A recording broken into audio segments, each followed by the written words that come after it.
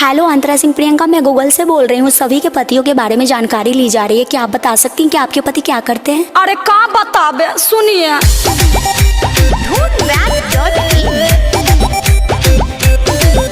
बजाते हैं बैंड मेरे हस्बैंड,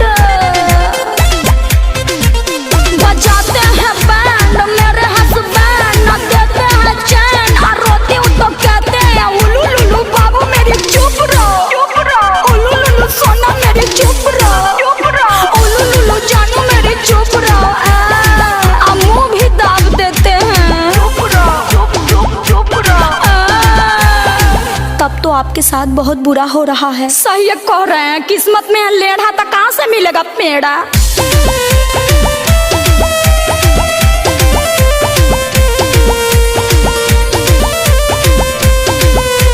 खाते हैं मांस, रहते हैं टांच, बहुत सताते हैं।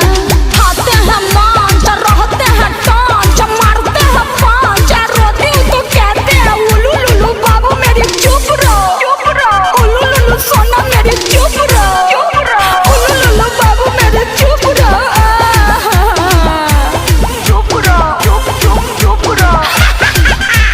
तब तो ये बहुत गंभीर समस्या है, लंबे समय तक चल सकती है। अरे बक, उपाय है तो बताइए, ज्यादा मत फरमाइए।